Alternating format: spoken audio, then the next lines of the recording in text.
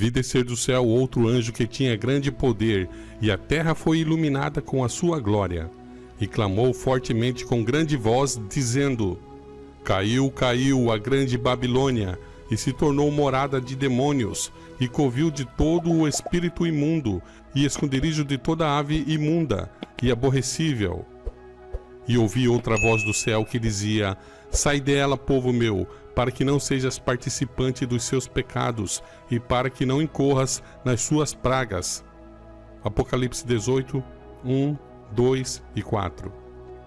Essa passagem indica um tempo em que o anúncio da queda de Babilônia, conforme foi feito pelo segundo anjo do capítulo 14 do Apocalipse, deve repetir-se com a menção adicional das corrupções que têm estado a se introduzir nas várias organizações que constituem Babilônia, desde que essa mensagem foi pela primeira vez proclamada no verão de 1844.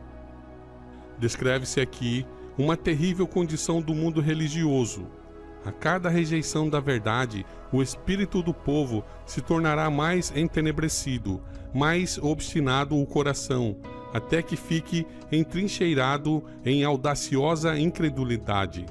Em desafio às advertências que Deus deu, continuarão a calcar a pés um dos preceitos do Decálogo, até que sejam levados a perseguir os que o têm como sagrado.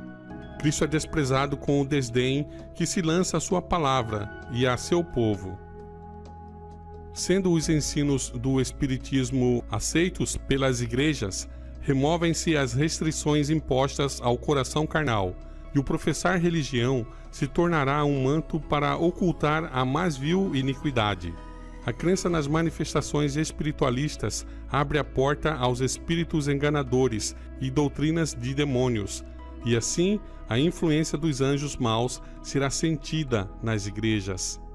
A respeito de Babilônia, no tempo referido nesta profecia, declara-se: os seus pecados se acumularam até ao céu, e Deus lembrou das iniquidades dela. Apocalipse 18, 5.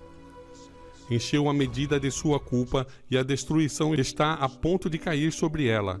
Mas Deus ainda tem um povo em Babilônia, e antes de sobrevirem seus juízos, esses fiéis devem ser chamados a sair para que não sejam participantes dos seus pecados e não incorram nas suas pragas. Essa é a razão de ser o movimento simbolizado pelo anjo descendo do céu, iluminando a terra com a sua glória, e clamando fortemente com grande voz, anunciando os pecados de Babilônia. Em relação com a sua mensagem, ouve-se a chamada: Sai dela, povo meu. Estes anúncios, unindo-se à mensagem do terceiro anjo, constituem a advertência final a ser dada aos habitantes da terra. A terceira mensagem angélica fala da condenação dos ímpios, daqueles que recebem a marca da besta, daqueles que vão receber a condenação final porque foram desobedientes à voz de Deus, preferiram as conveniências do mundo e rejeitaram a lei de Deus e pisaram na lei de Deus e descreram da palavra de Deus, perseguiram o povo de Deus, oprimiram as pessoas que se mantiveram fiéis. Os santos, os 144 mil foram massacrados, ou serão massacrados no contexto do fim. Uma perseguição sem medida que o holocausto nazista vai pedir desculpa ao que vai acontecer com os cristãos nos eventos finais. Então Deus termina a mensagem dizendo: aqui está a perseverança dos santos, os que guardam os mandamentos de Deus e têm a fé em Jesus. Sabe como eu interpreto esse aqui nessa frase? É como se Deus estivesse publicando quem são seus filhos. Estão aqui, ó. Olha, meus filhos. Terrível é a crise para a qual caminha o mundo. Os poderes da terra, unindo-se para combater os mandamentos de Deus, decretarão que todos, pequenos e grandes, ricos e pobres, livres e servos, Apocalipse 13, 16, se conformem aos costumes da igreja pela observância do falso sábado, todos os que se recusarem a conformar-se serão castigados pelas leis civis e declarar-se-á finalmente serem merecedores de morte. Por outro lado, a lei de Deus, que ordena o dia de descanso do Criador, exige obediência e ameaça com a ira divina todos os que transgridem os seus preceitos. Esclarecido assim o assunto, quem quer que pise a lei de Deus para obedecer a uma ordenança humana, recebe o sinal da besta, aceita o sinal de submissão ao poder a que prefere obedecer, em vez de Deus. A advertência do céu é: se alguém adorar a besta e a sua imagem, e receber o sinal na sua testa ou na sua mão, também o tal beberá do vinho da ira de Deus, que se deitou, não misturado, no cálice da sua ira. Apocalipse 14, 9 a 10. Mas ninguém deverá sofrer a ira de Deus antes que a verdade se lhe tenha apresentado ao espírito e consciência, e haja sido rejeitada. Há muitos que nunca tiveram oportunidade de ouvir as verdades especiais para este tempo. A obrigatoriedade do quarto mandamento nunca lhes foi apresentada em sua verdadeira luz. Aquele que lê todos os corações e prova todos os intuitos, não deixará que pessoa alguma que deseje o conhecimento da verdade seja enganada quanto ao desfecho da controvérsia. O decreto não será imposto ao povo cegamente. Cada qual receberá esclarecimento bastante para tomar inteligentemente a sua decisão. O sábado será a pedra de toque da lealdade, pois é o ponto da verdade especialmente controvertido. Quando sobrevier aos homens a prova final, traçar-se-á a linha divisória entre os que servem a Deus e os que não o servem. Ao passo que a observância do sábado espúrio, em conformidade com a lei do Estado, contrária ao quarto mandamento, será uma declaração de fidelidade ao poder que se acha em oposição a Deus, e a guarda do verdadeiro sábado, em obediência à lei divina, uma prova de lealdade para com o Criador. Ao passo que uma classe, aceitando o sinal de submissão aos poderes terrestres, recebe o sinal da besta, e a outra, preferindo o sinal da obediência à autoridade divina, recebe o selo de Deus. Até aqui, os que apresentavam as verdades da mensagem do terceiro anjo foram muitas vezes considerados como simples alarmistas. Suas predições de que a intolerância religiosa alcançaria predomínio nos Estados Unidos, de que a Igreja e o Estado se uniriam para perseguir os que guardam os mandamentos de Deus, foram declaradas sem fundamento e absurdas.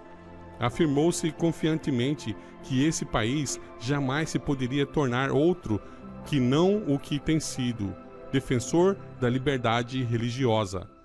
Mas, ao ser a questão da obrigatoriedade da observância do domingo amplamente agitada, vê-se aproximar o fato há tanto tempo duvidado e descrito, e a terceira mensagem produzirá um efeito que antes não seria possível produzir.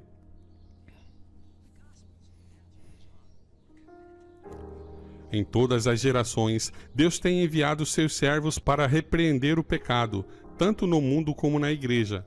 Mas o povo deseja que se lhes falem coisas agradáveis, e a verdade clara e pura não é aceita.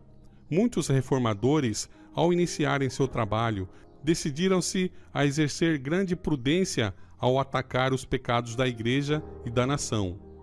Esperavam, pelo exemplo de uma vida cristã pura, fazer voltar o povo às doutrinas da Bíblia. Mas o Espírito de Deus veio sobre eles, assim como viera sobre Elias, impelindo-o a repreender os pecados de um rei ímpio e de um povo apóstata. Não podiam conter-se de pregar as claras afirmações da Escritura Sagrada, doutrinas que tinham sido relutantes em apresentar. Sentiam-se forçados a declarar zelosamente a verdade e o perigo que ameaçava as almas. As palavras que o Senhor lhes dava, eles as falavam, sem temer as consequências, e o povo era constrangido a ouvir a advertência. Assim, será proclamada a mensagem do terceiro anjo. ao chegar o tempo em que ela seja dada com o máximo poder, o Senhor operará por meio de humildes instrumentos, dirigindo a mente dos que se consagram a seu serviço. Os obreiros serão antes qualificados pela unção do seu espírito do que pelo preparo das instituições de ensino. Homens de fé e oração serão constrangidos a sair com zelo santo, declarando as palavras que Deus lhes dá. Os pecados de Babilônia serão revelados. Os terríveis resultados da imposição das regras da igreja pela autoridade civil, as incursões do espiritismo, os furtivos, mas rápidos progressos do poder papal, tudo será desmascarado. Por meio desses solenes avisos, o povo será comovido. Milhares de milhares que nunca ouviram palavras como essas, escutá-las-ão. Com espanto, ouvirão o testemunho de que Babilônia é a igreja, caída por causa de seus erros e pecados, por causa de sua rejeição da verdade, enviada do céu a ela. Ao ir o povo a seus antigos ensinadores, com a ávida pergunta: são estas coisas assim? Os ministros apresentam fábulas, profetizam coisas agradáveis para acalmar-lhes os temores e silenciar a consciência despertada. Mas, visto que muitos se recusarão a satisfazer-se com a mera autoridade dos homens, pedindo um claro "assim diz o Senhor", o ministério popular, semelhantemente aos fariseus da antiguidade, cheio de ira por ser posta em dúvida a sua autoridade, denunciará a mensagem como sendo de Satanás e agitará as multidões amantes do pecado para ultrajar e perseguir os que a proclamam.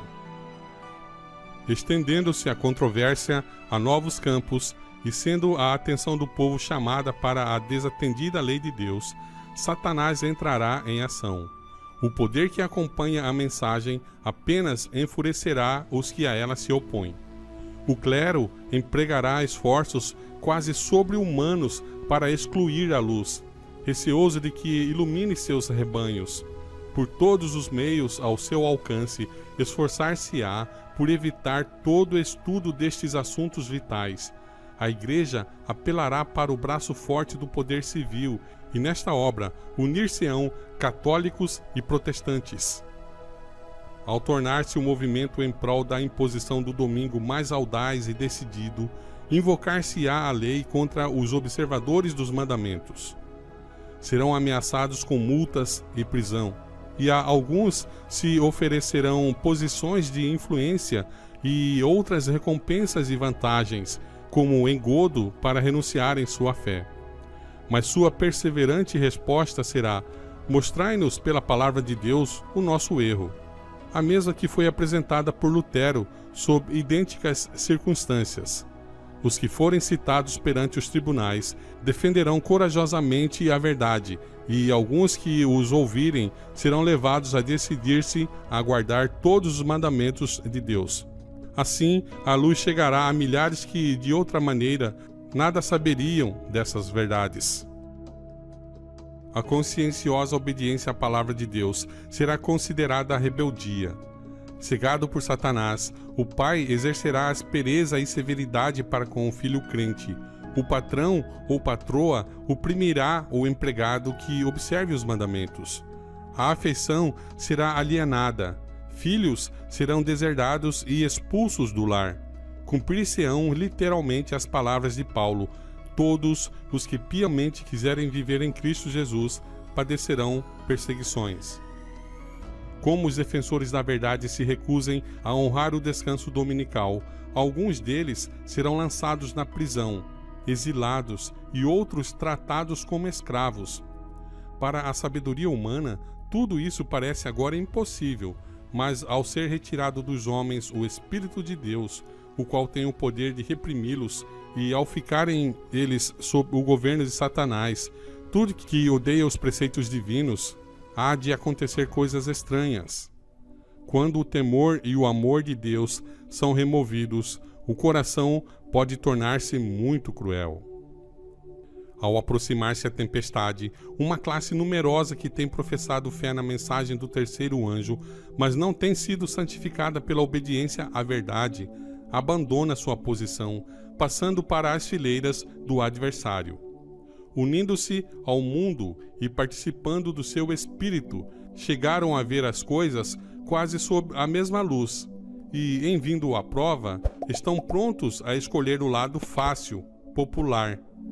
Homens de talento e maneiras agradáveis, que se haviam já regozijado na verdade, empregam sua capacidade em enganar e transviar as pessoas.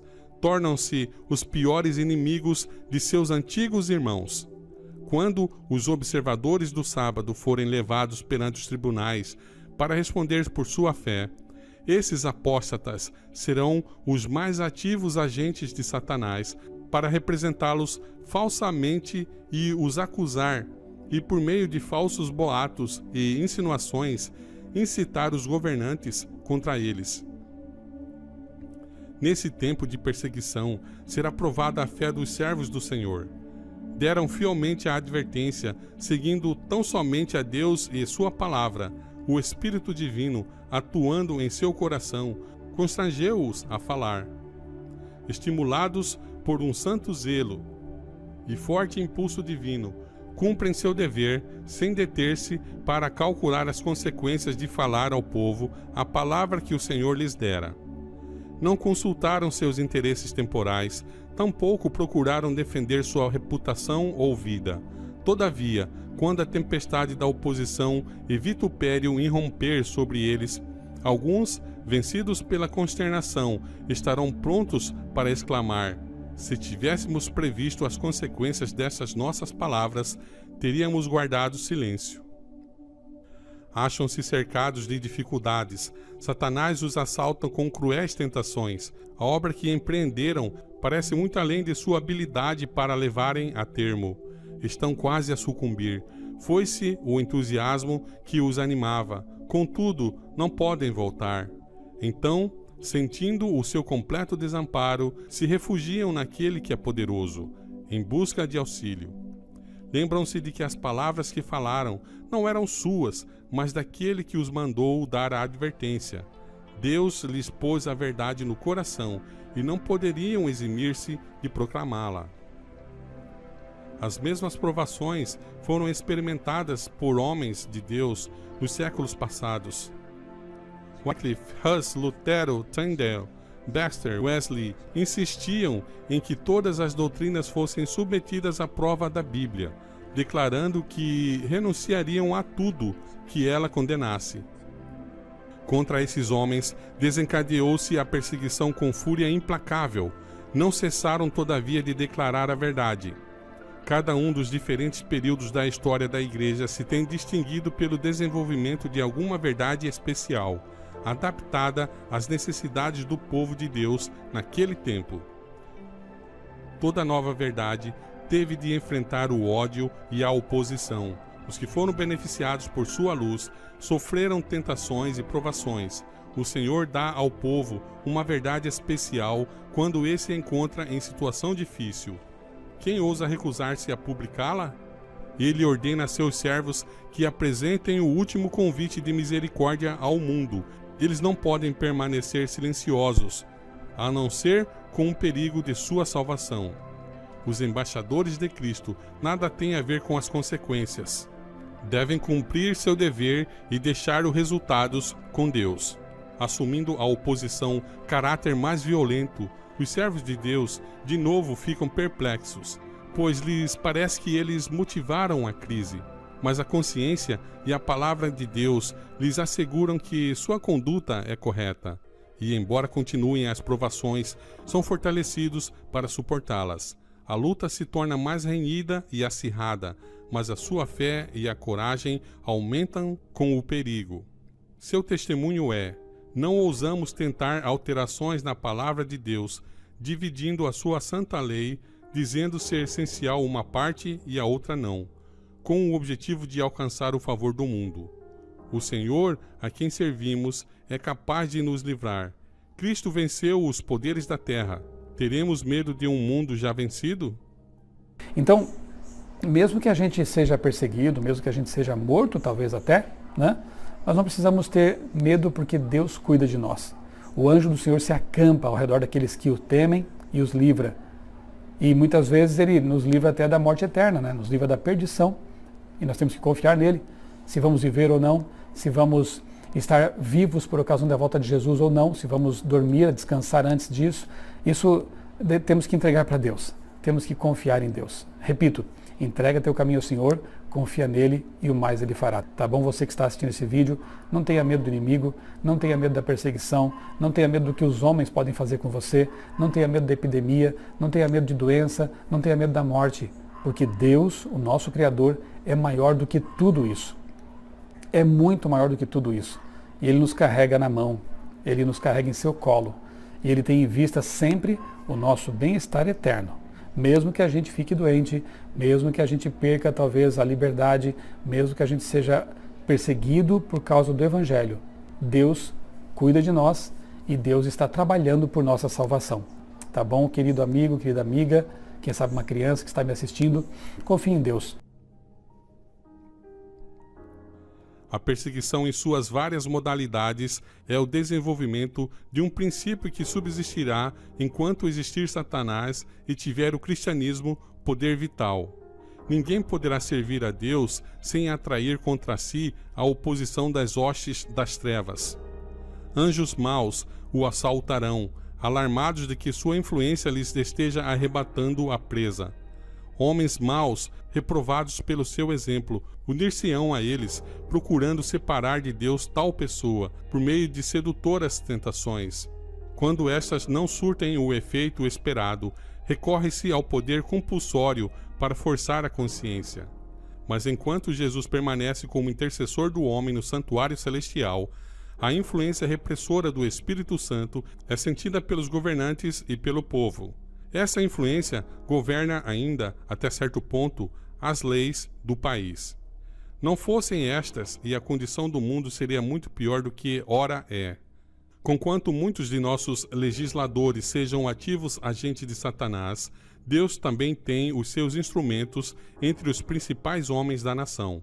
O inimigo incita os seus servos a que proponham medidas que estorvariam grandemente a obra de Deus, mas estadistas que temem o Senhor são influenciados por santos anjos para que se oponham a essas propostas, com argumentos irretorquíveis. Assim, um pequeno grupo de homens susterá poderosa corrente de males. A oposição dos inimigos da verdade será restringida a fim de que a mensagem do terceiro anjo possa efetuar a sua obra. Quando for dada a advertência final, prenderá a atenção das pessoas influentes por meio de quem o Senhor está agora a operar. E algumas delas a aceitarão e manter-se-ão com o povo de Deus durante o tempo de angústia. O anjo que se une na proclamação da mensagem do terceiro anjo deve iluminar a terra com toda a sua glória. Prediz com isto uma obra de extensão mundial e de extraordinário poder.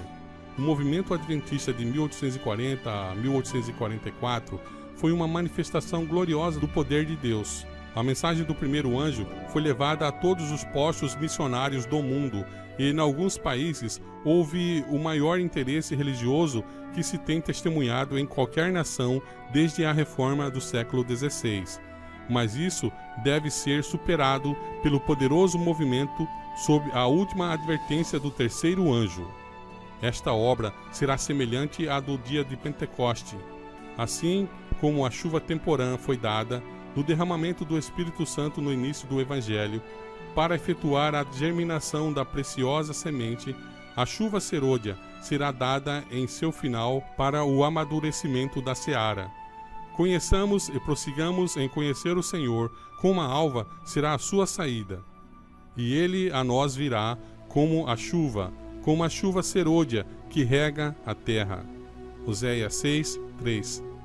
E vós, filhos de Sião, regozijai-vos e alegrai-vos no Senhor vosso Deus, porque ele vos dará ensinador de justiça, e fará descer a chuva, a temporã e a serôdia. Joel 2, 23.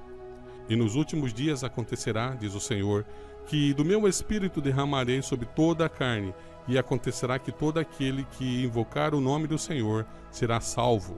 Atos 2, 17 e 21. A grande obra do Evangelho não deverá encerrar-se com menor manifestação do poder de Deus do que a que assinalou o seu início. As profecias que se cumpriram no derramamento da chuva temporã no início do Evangelho devem novamente cumprir-se na chuva serôdia, no final do mesmo. Eis aí os tempos de refrigério que o apóstolo Pedro esperava quando disse: arrependei-vos, pois, e convertei-vos, para que sejam apagados vossos pecados, e venham assim os tempos do refrigério pela presença do Senhor, e envie ele a Jesus Cristo. Atos 3, 19 e 20. Servos de Deus, com o rosto iluminado e a resplandecer de santa consagração, irão de um lugar para outro para proclamar a mensagem do céu. Por milhares de vozes em toda a extensão da terra será dada a advertência. Serão realizados prodígios, os doentes serão curados, e sinais e maravilhas seguirão aos crentes. Satanás também opera com prodígios de mentira, fazendo o mesmo descer fogo do céu à vista dos homens. Assim, os habitantes da terra serão levados a decidir-se. A mensagem há de ser levada não tanto por argumentos como pela convicção profunda do Espírito de Deus. Os argumentos foram apresentados. A semente foi semeada e agora brotará e frutificará. As publicações distribuídas pelos missionários têm exercido sua influência. Todavia, muitos que ficaram impressionados foram impedidos de compreender completamente a verdade ou de lhe prestar obediência. Agora, os raios de luz penetram por toda parte e a verdade é vista em sua clareza, e os leais filhos de Deus cortam os liames que os têm retido. Laços de família, relações na igreja são impotentes para os deter agora. A verdade é mais preciosa do que tudo mais. Apesar das forças arregimentadas contra a verdade, grande número se coloca ao lado do Senhor. Jesus respondendo, disse-lhes: fiquem atentos, para que nenhum homem vos engane, porque muitos virão em meu nome, dizendo: eu sou o Cristo, e enganarão a muitos. E ouvireis de guerras e de rumores de guerras. Olhai para que não vos perturbeis, pois todas essas coisas devem acontecer, mas ainda não é o fim. Pois se levantará nação contra nação, e reino contra reino, e haverá fomes, e pestes, e terremotos em vários lugares. Todos estes são o princípio das dores. Então vos hão de entregar para serdes atormentados, e vos matarão, e sereis odiados de todas as nações, por causa do meu nome. E então muitos se ofenderão e trairão uns aos outros, e uns aos outros se odiarão. E surgirão muitos falsos profetas, e enganarão a muitos. E por se multiplicar a iniquidade, o amor de muitos esfriará. Mas aquele que suportar até o fim, esse será salvo. E este evangelho do reino será pregado em todo o mundo, como testemunho para todas as nações, e então virá o fim. Quando, pois, virdes que a abominação da desolação de que falou o profeta Daniel está no lugar santo, quem lê, entenda. Então, os que estiverem na Judéia, fujam para os montes, e quem estiver sobre o telhado, não desça para tirar alguma coisa de sua casa, nem volte aquele que estiver no campo para buscar as suas vestes. Mas, ai das grávidas e das que amamentarem naqueles dias. Mas, orai para que a vossa fuga não seja no inverno e nem no dia do sábado, porque haverá então grande tribulação, como nunca houve desde o princípio do mundo até agora, nem jamais haverá. E se aqueles dias não fossem abreviados, nenhuma carne se salvaria, mas por causa dos eleitos serão abreviados aqueles dias. Então, se algum homem vos disser: eis que o Cristo está aqui ou ali, não acrediteis, porque hão de surgir falsos cristos e falsos profetas, e farão tão grandes sinais e maravilhas, que, se fosse possível, enganariam até os eleitos. Eis que de antemão eu vos tenho dito. Portanto, se vos disserem, eis que ele está no deserto, não saiais. Eis que ele está no esconderijo secreto, não acrediteis. Porque assim como o relâmpago sai do oriente e brilha até o ocidente, assim também será a vinda do Filho do Homem. Pois onde estiver o cadáver, ali se ajuntarão as águias. Imediatamente após a tribulação daqueles dias, escurecerá o sol, e a lua não dará sua luz, e as estrelas cairão do céu, e os poderes do céu serão abalados. E então aparecerá no céu o sinal do Filho do Homem, e todas as tribos da terra se lamentarão. E eles verão o Filho do Homem vindo nas nuvens do céu com poder e grande glória. E ele enviará os seus anjos com grande som de trombeta, e eles ajuntarão os seus eleitos desde os 4 ventos, de uma à extremidade do céu à outra. Agora aprendei uma parábola da figueira. Quando o seu ramo estiver ainda tenro e brotarem folhas, sabeis que o verão está próximo.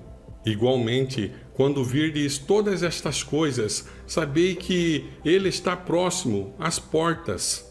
Na verdade, eu vos digo, esta geração não passará. O céu e a terra passarão, mas as minhas palavras não passarão. Mas daquele dia e hora nenhum homem sabe, não, nem os anjos do céu, mas unicamente meu Pai. E assim como foi nos dias de Noé, assim será também a vinda do Filho do Homem. Pois assim como nos dias anteriores ao dilúvio comiam, bebiam, casavam e davam-se em casamento, até o dia em que Noé entrou na arca, e não o perceberam, até que veio o dilúvio, e os levou a todos, assim também será a vinda do Filho do Homem. Então, estando 2 no campo, um será tomado e deixado o outro. Estando 2 mulheres moendo no moinho, uma será tomada e outra deixada. Vigiai, portanto, porque não sabeis a que hora há de vir o vosso Senhor. Sabei, porém, que se o dono da casa soubesse a que vigília havia de vir o ladrão, ele vigiaria e não deixaria sua casa ser arrombada. Por isso, estai vós prontos também, porque a hora que não pensais, o Filho do Homem virá. Quem é, pois, o servo fiel e prudente, a quem seu senhor fez governante sobre sua casa, para dar-lhes sustento na devida estação? Bendito é aquele servo que o seu senhor, quando vier, achar assim fazendo. Na verdade, eu vos digo que ele o fará governante sobre todos os seus bens. Mas, se aquele mau servo disser no seu coração, o meu senhor tarda em vir, e começar a espancar os seus conservos, e a comer e a beber com os beberrões, virá o senhor daquele servo no dia em que ele não o espera, e na hora que ele não sabe, e cortá-lo-á pelo meio, e destinará a sua parte com os hipócritas. E ali haverá pranto e ranger de dentes.